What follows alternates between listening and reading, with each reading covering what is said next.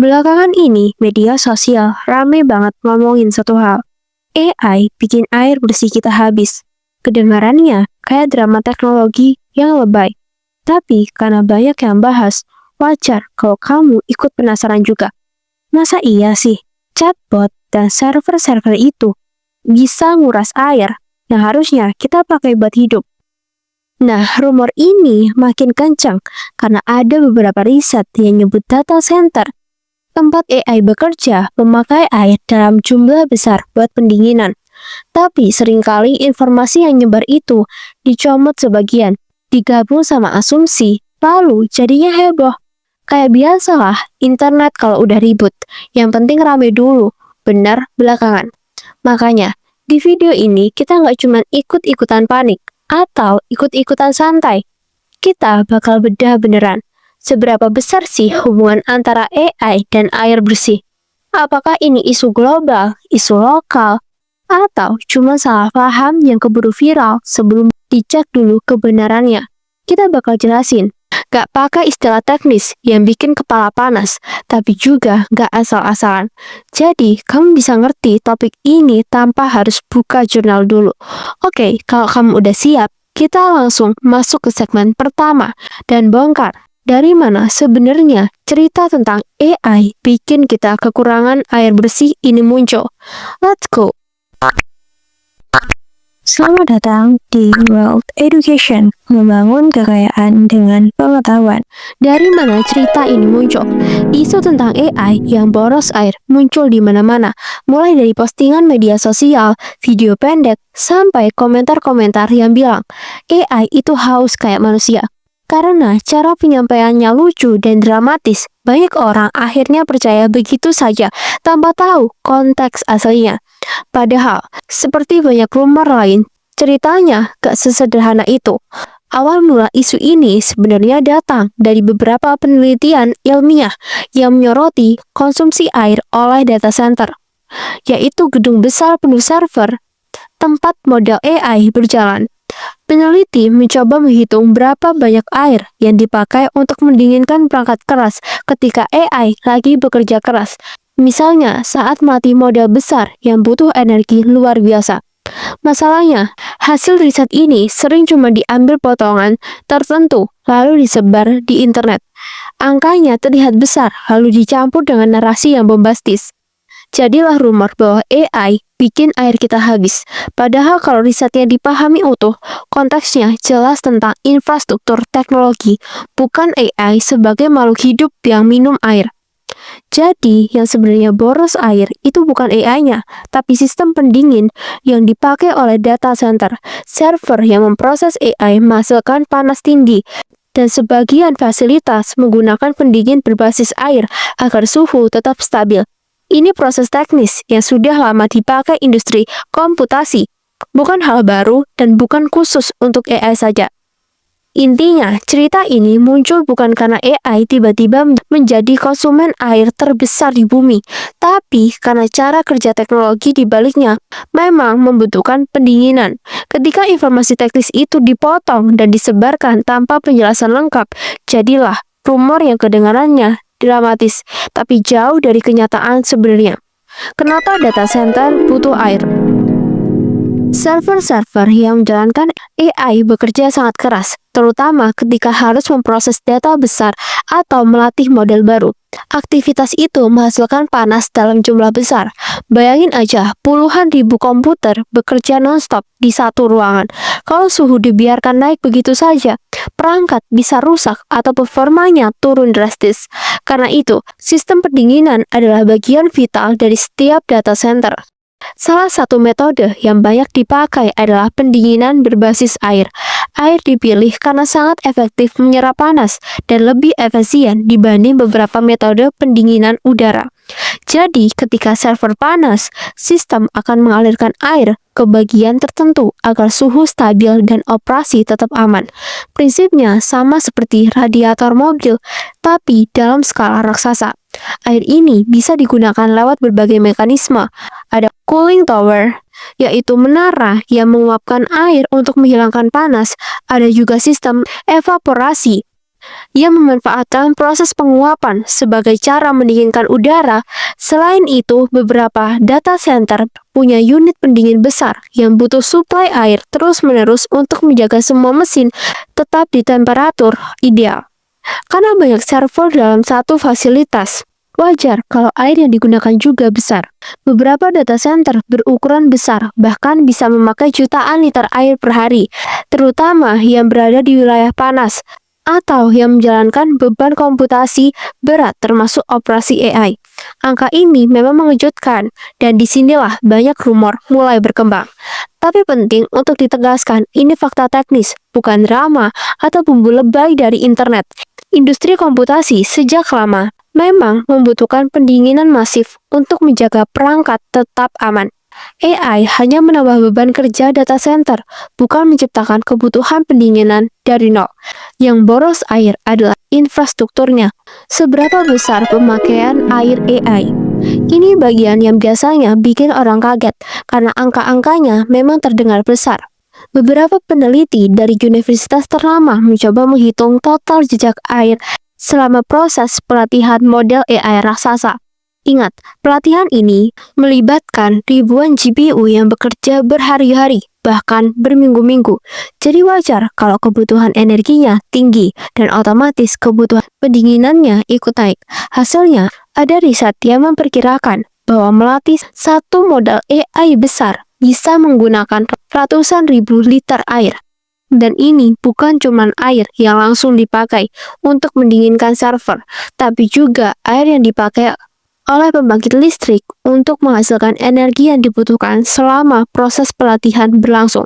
Jadi hitungannya mencakup seluruh rantai energi, bukan hanya ruang servernya saja. Namun beda cerita dengan penggunaan harian seperti menjalankan chatbot atau melakukan inferensi. Untuk kasus seperti ini, konsumsi airnya jauh lebih kecil dan jauh lebih efisien karena tidak membutuhkan pelatihan intensif. Meski begitu, jika digunakan oleh jutaan orang setiap hari, konsumsi kecil yang terus-menerus itu tetap menambah total penggunaan air data center secara keseluruhan. Yang perlu diingat adalah bahwa jumlah air yang digunakan sangat bergantung pada lokasi data center. Di daerah dingin atau lembab, data center bisa mengurangi penggunaan air karena pendinginan udara sudah cukup. Sebaliknya, di daerah panas dan kering, sistem pendinginan berbasis air lebih sering digunakan agar server tetap aman.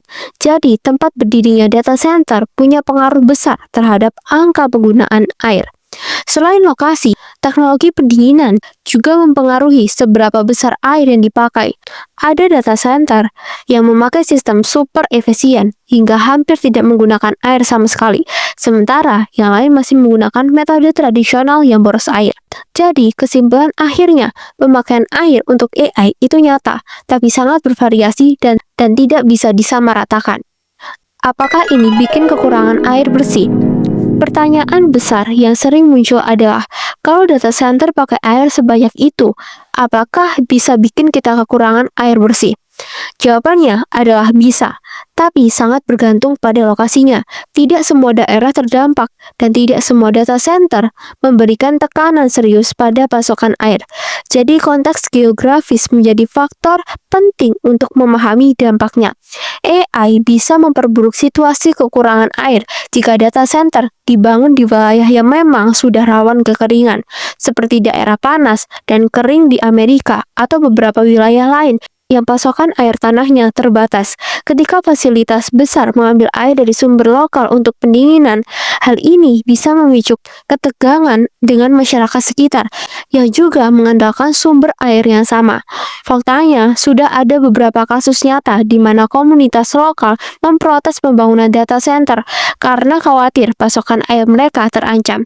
Ini terjadi terutama di daerah yang curah hujannya rendah, sehingga setiap tambahan penggunaan air terasa sangat signifikan. Dalam kondisi seperti ini, keberadaan data center memang bisa menambah beban pada sistem air yang sudah rapuh. Namun, jika kita melihat gambaran global, sektor yang paling dominan dalam konsumsi air bukanlah teknologi atau AI, melainkan pertanian yang menyerap sekitar 70% dari total penggunaan air dunia. Setelah itu, barulah industri pembuangan limbah dan dampak perubahan iklim memperburuk siklus air. Dibandingkan sektor-sektor besar ini, kontribusi data center masih relatif kecil. Jadi, meskipun penggunaan air untuk AI adalah isu yang perlu diperhatikan, AI bukan dalang utama krisis air bersih. Dampaknya spesifik di beberapa lokasi dan sangat bergantung pada bagaimana serta di mana data center dibangun.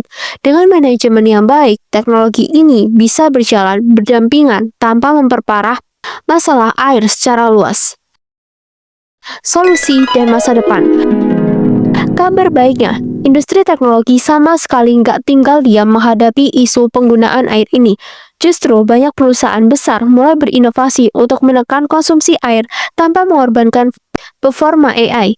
Mereka paham bahwa teknologi harus berkembang dengan cara yang tetap ramah lingkungan. Jadi, solusi-solusi baru terus bermunculan. Salah satu kemajuan terbesar adalah pembangunan airless cooling, yaitu sistem pendinginan tanpa air sama sekali. Teknologi ini mengandalkan sirkulasi udara yang canggih, bahan penghantar panas yang lebih efisien, dan desain ruang server yang dibuat agar aliran udara maksimal. Di beberapa data center modern, metode ini sudah menjadi standar baru.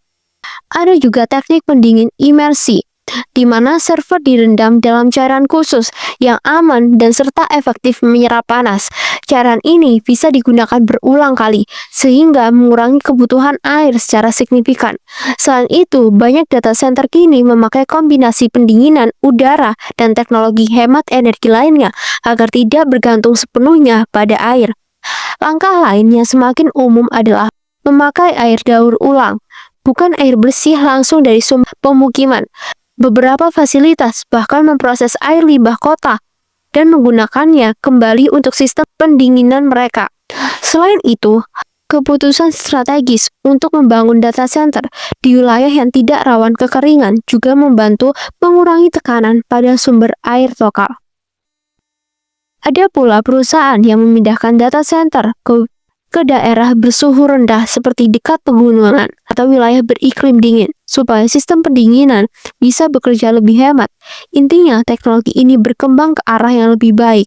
Dan masalah konsumsi air bukan sesuatu yang dibiarkan begitu saja. Masa depan AI yang lebih efisien dan lebih ramah lingkungan bukan cuma mungkin, tapi sudah mulai terjadi sekarang. Jadi, setelah kita bahas panjang lebar dari awal sampai akhir, sekarang kita bisa tarik satu kesimpulan besar yang jelas dan adil. AI memang bisa menambah konsumsi air, tapi bukan berarti teknologi ini langsung jadi penyebab utama krisis air bersih di seluruh dunia. Yang sebenarnya terjadi adalah bahwa kebutuhan air ini datang dari data center, infrastruktur tempat AI dijalankan, dan bukan dari AI itu sendiri. Dan penggunaan air itu pun hanya menjadi masalah serius kalau fasilitasnya berdiri di wilayah yang memang sudah memiliki masalah pasokan air sejak awal. Itu sebabnya dampak AI pada ketersediaan air lebih terasa di lokasi tertentu, bukan di seluruh dunia. Isu ini sifatnya lokal, bukan global.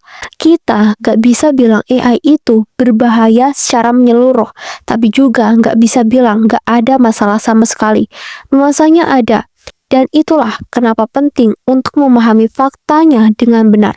Selama ini, sebagian besar krisis air disebabkan oleh sektor besar seperti pertanian, industri, polusi, dan perubahan iklim, yang skalanya jauh lebih masif dibanding penggunaan air untuk teknologi. Jadi, menempatkan AI sebagai penyebab utama itu jelas gak sesuai dengan data yang ada. Yang perlu kita lakukan adalah tetap kritis, tetap peduli lingkungan, tapi tetap berpijak pada fakta. Jangan keburu panik karena isu viral yang dipotong sebagian, dan jangan juga terlalu santai sampai mengabaikan potensi masalah yang memang ada di beberapa wilayah. Kabar baiknya, industri teknologi sendiri terus bergerak ke arah yang lebih baik. Banyak inovasi sudah dikerjakan, mulai dari pendinginan tanpa air, penggunaan air daur ulang sampai pemilihan lokasi data center yang lebih ramah lingkungan. Artinya, masalah ini bukan hanya dibahas, tapi juga ditangani. Dengan laju perkembangan ekonomi yang cepat, kita bisa berharap penggunaan air untuk AI akan menjadi semakin efisien.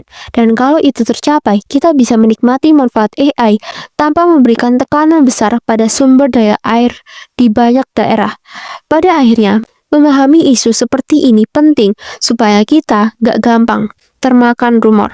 Pengetahuan membantu kita melihat gambaran utuh, bukan hanya judul-judul heboh yang berseliweran di internet. Kalau kamu suka bahasan kayak gini yang asik, ringan, tapi tetap informatif, jangan lupa untuk subscribe dan share ya, supaya makin banyak orang ngerti topik kompleks tanpa harus pusing nyari jurnal. Sampai ketemu di video berikutnya.